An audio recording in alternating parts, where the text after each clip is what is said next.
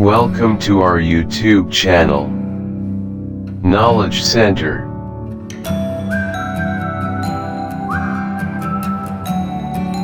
नमस्कार दोस्तों, मैं मंजन एक बार फिर से आपका हमारे YouTube चैनल पर हार्दिक स्वागत करते हैं। आज हम जानेंगे संख्या पद्धति के अगले टॉपिक के बारे में।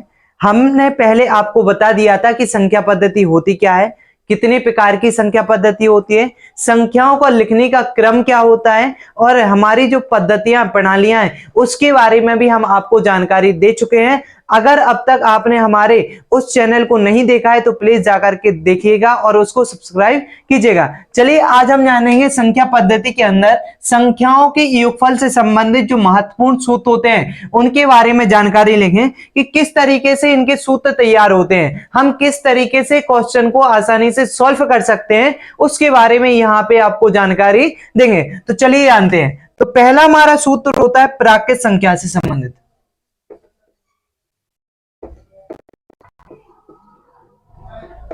प्राकृत संख्या के बारे में आपको पहले भी जानकारी दे चुके हैं हम। प्राकृत संख्या का मतलब होता है कि जो ऐसी संख्या जो एक से शुरू होती है और इसके बाद आगे बढ़ती जाती है, यानी कि जिसमें जीरो को सम्मिलित नहीं किया जाता है वह हमारी प्राकृत संख्या के अंतर्गत आता है। अब हमारे पास एक क्वेश्चन आता है पेपर में, हमें बताना है 1 से लेके 50 के बीच में कितनी प्राकृत संख्या है। तो हम क्या करेंगे, क्या हम उसको काउंट करते हुए बैठेंगे?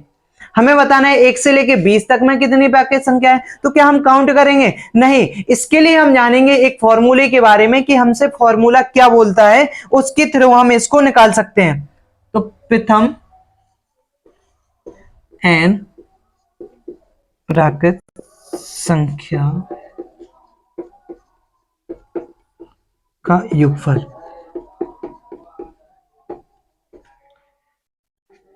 बराबर अंतिम संख्या गुणित अंतिम संख्या प्लस 1 बटे 2। तो ये होता है हमारे प्राकृत संख्या का फॉर्मूला, अंतिम संख्या गुणित अंतिम संख्या प्लस 1 अपॉन 2। और अंतिम संख्या को बोलते हैं हम क्या, n सिंबल से हम इसको प्रेजेंट करते हैं, n गुणित n प्लस 1 अपॉन 2। इस तरीके से हम इसको इंग्लिश के फॉर्मूले के रूप में भी देख सकते हैं। हिंदी में हम इसको लिखते हैं अंतिम संख्या प्लस 1 अपॉन 2, और इंग्लिश में इसी को हम दिखा सकते हैं n into n plus 1 upon 2। यहाँ पे प्रथम n प्राकृत संख्याओं का योगफल जब हमसे पूछा जाता है कि हमें इतनी सी संख्याओं से इतनी संख्याओं के बीच का योगफल बताना है, तो हम किस तरीके से निकालेंगे? तो हम इस फॉर्मूले का यूज करके हम क्या कर सकते हैं, अपनी क्वेश्चन का आंसर आसानी से दे सकते हैं। चलिए जानते हैं एक क्वेश्चन के बारे में। हम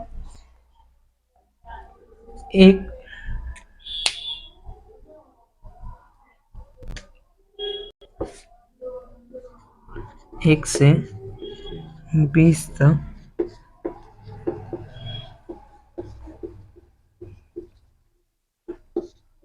हमें बताना है 1 से 20 तक की जो प्राकृत संख्याएं हैं उनके योगफल के बारे में बताना है कि किस तरीके से हम उसका योगफल निकालेंगे। तो हमने आपको पहले बताया है n का मतलब होता है अंतिम संख्या, और यहाँ 1 से 20 तक की बात हो रही है, तो हमारा 1 से 20 तक में अंतिम पद कौन सा होगा?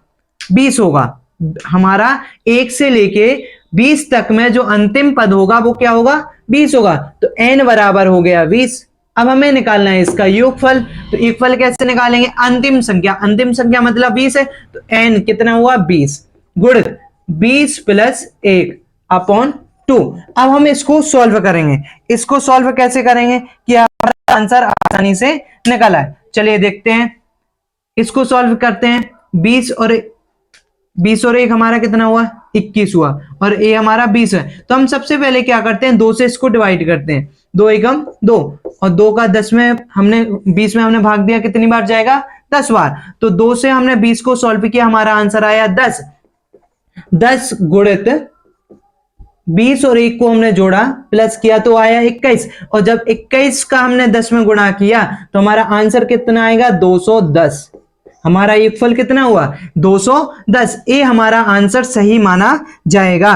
तो आपको इसलिए याद रखना है कि जब भी योगफल से संबंधित हमसे क्वेश्चन पूछा जाता है पेपर के अंतर्गत, तो हम उसको सॉल्व कैसे करेंगे। उसको सॉल्व करने का एक ही तरीका होता है, अंतिम संख्या गुणित अंतिम संख्या प्लस 1/2। अंतिम संख्या का मतलब होता है n संख्या।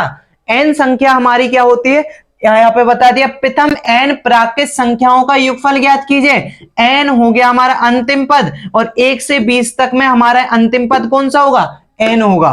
तो n हमारा 20 गुणित 20 प्लस 1/2। 2 से हम 20 को सॉल्व करेंगे।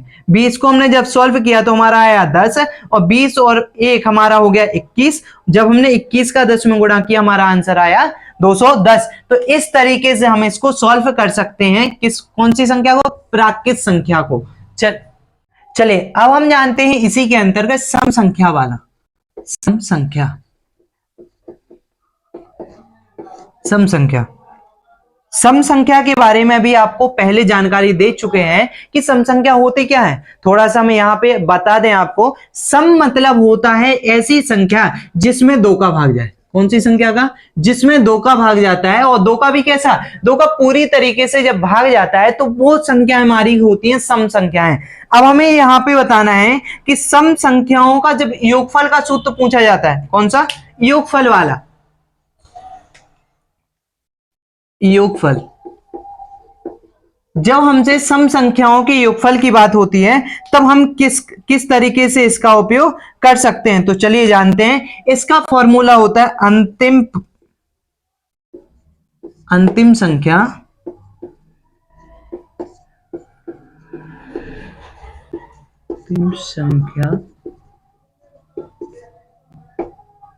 प्लस 1, यानी कि n प्लस 1। ये हमारा होता है अंतिम सम संख्या का फॉर्मूला। अंतिम संख्या प्लस 1, या फिर लिख सकते हैं n प्लस 1। अब इसमें भी वही कंडीशन अप्लाई होती है। अगर हमसे क्वेश्चन किया जाएगा 1 से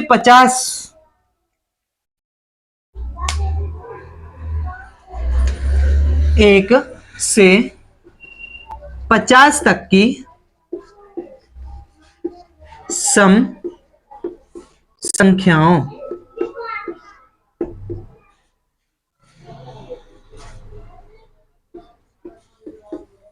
का योग ज्ञात कीजिए। यहां पे अंतिम संख्या की बात की जा रही है, और अंतिम संख्या का मतलब कौन सी संख्या में बात हो रही है, सम संख्या के अंतर्गत। सम संख्या के अंतर्गत बात हो रही है, और यहां पे हमसे पूछा गया है 1 से 50 तक की सम संख्या है। तो 1 से 50 तक की सम संख्याओं में जो हमारा अंतिम पद होगा वो क्या होगा, n बराबर 25 होगा। क्यों 25 होगा, क्योंकि सम संख्याएं 1 से 50 तक की जो संख्याएं होती हैं उसमें सम संख्याएं कितनी होंगी, हमारी 25 होंगी ना। और जब 25 संख्याएं होंगी तो n वाला पद भी कितना होगा, हमारा 25 होगा। अब फॉर्मूले में इसी को हमें अप्लाई करते हैं। n का मान हो गया 25, फिर हमारा n प्लस 1 n का मान है हमारा 25 प्लस 1। अब इससे 25 और 1 26 हुआ।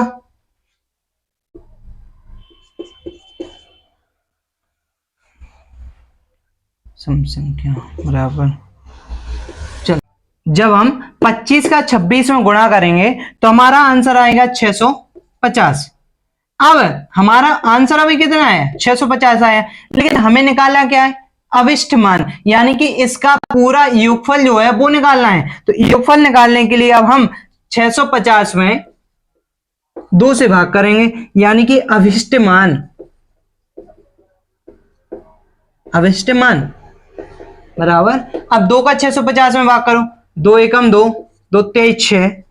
अब हमारा यहां पे 2 दूनी 4, 1 बचेगा, 2 पंचे 10, यानी कि 325 हमारा आंसर सही होगा। क्योंकि क्या होता है, ऐसी संख्या जिसमें 2 का भाग जाता है वही संख्या हमारी सम होती है, और सम है, यानी कि 650 में 2 का पूरी तरीके से भाग जाता है, और हमारा आंसर कितना होगा, 325 होगा। तो आपको ध्यान रखना है, जब हमसे सम संख्याओं की बात की जाएगी तो सम संख्या निकालने का जो फॉर्मूला होता है वो होता है n प्लस 1। इस फॉर्मूले के द्वारा हम इसे निकाल सकते हैं। अब हमसे जब पूछा जाएगा 1 से 100 तक की सम संख्याओं का योग ज्ञात कीजिए, तो 1 से 100 तक की जब सम संख्याओं की बात होगी तो उसमें n का मान हमारा कितना होगा, n का मान हमारा होगा 50।